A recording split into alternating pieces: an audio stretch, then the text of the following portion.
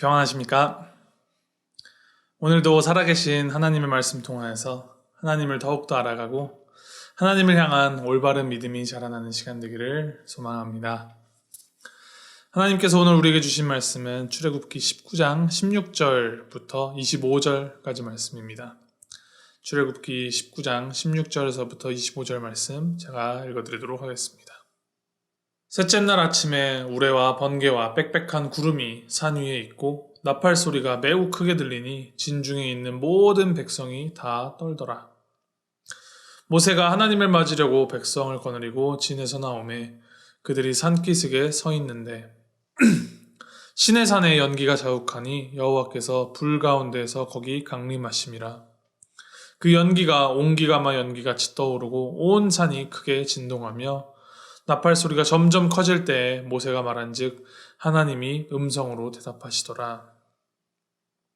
여호와께서 시내산 곧 그 산 꼭대기에 강림하시고 모세를 그리로 부르시니 모세가 올라가매 여호와께서 모세에게 이르시되 내려가서 백성을 경고하라. 백성이 밀고 들어와 나 여호와에게로 와서 보려고 하다가 많이 죽을까 하노라.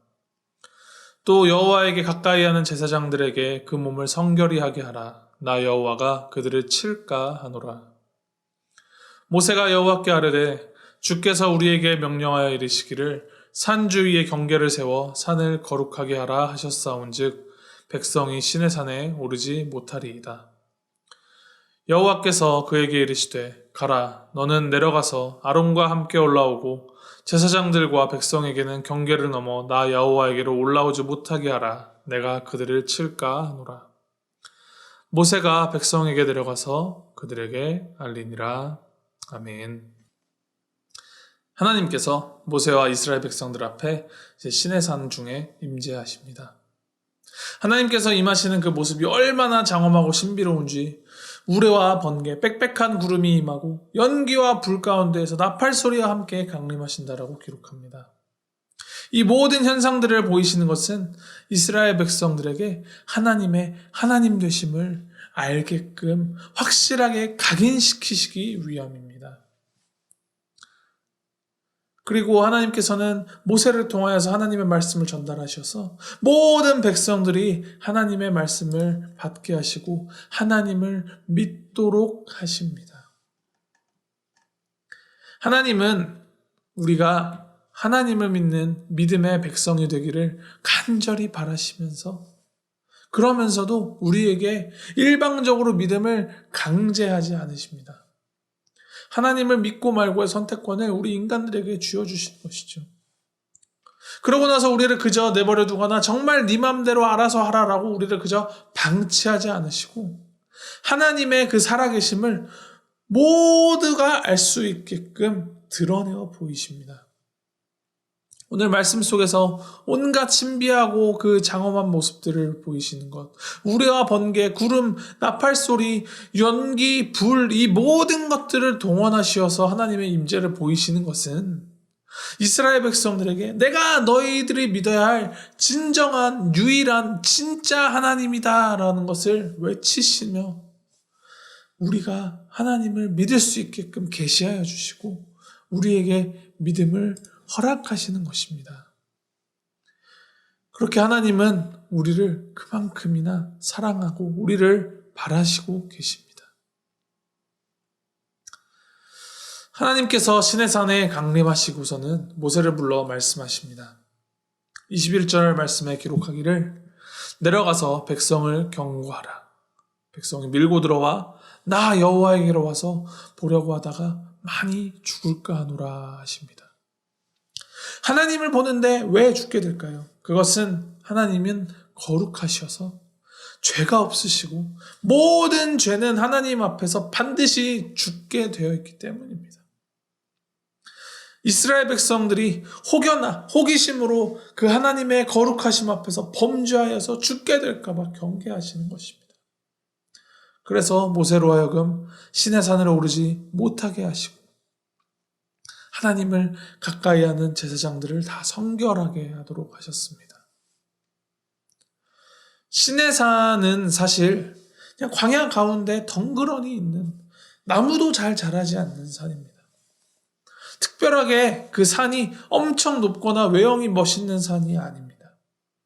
그러나 그 산에 하나님께서 강림하실 때 시내산은 거룩한 땅이 되었습니다.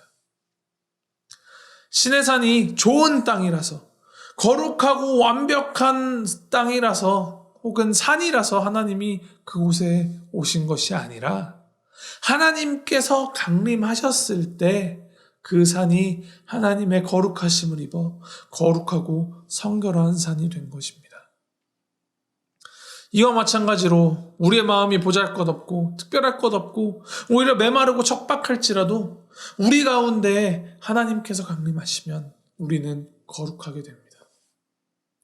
그리고 우리 하나님은 우리가 하나님께 마음을 열고 하나님을 받아들이기를 기다리고 계십니다. 이스라엘이 하나님을 찾아온 것이 아니었습니다. 하나님께서 이스라엘을 시내산까지 인도하여 주셨고 하나님께서 이스라엘을 찾아 내려오셔서 시내산으로 강림하셨습니다. 그저 위에서 우리를 기다리시기만 하시면서 우리에게 알아서 올라오라라고 하지 않으시고 그 높은 하늘에서 그 영광스러운 보좌 다 버리시고 이 낮고 낮은 땅으로까지 친히 내려오셔서 우리를 이끌어 주시는 분, 그분이 우리 하나님입니다.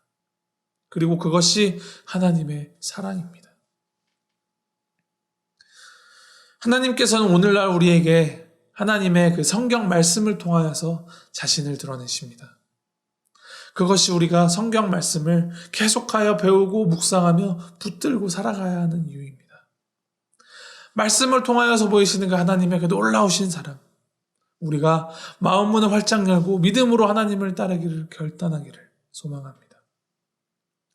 그러한 결단으로 나아갈 때 무조건적인 그 하나님의 사랑이 우리의 마음을 채우고 우리의 삶이 더 하나님을 닮아서 우리가 거룩하여 하시고 우리 가운데 선을 이루어 나가실 것입니다. 이를 기억하며 나의 어떠함에 관계없이 하나님 앞으로 겸손하게 나아가고 매일매일 살아계신 그 하나님의 말씀을 통하여서 하나님의 임재를 경험하는 우리 모두가 되기를 주님의 이름으로 축원합니다. 함께 기도하시겠습니다.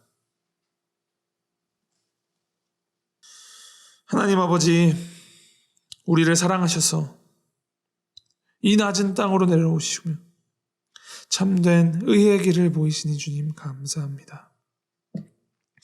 우리를 기꺼이 찾아주시는 그 하나님의 그 사랑, 우리를 거룩하다 불러주시는 그 하나님의 부르심에 따라 우리 마음을 열고 믿음으로 주님 앞으로 나아가며 주님의 그 임재하심을 날마다 경험하며 살아가는 우리가 되도록 주님 인도하여 주시옵소서.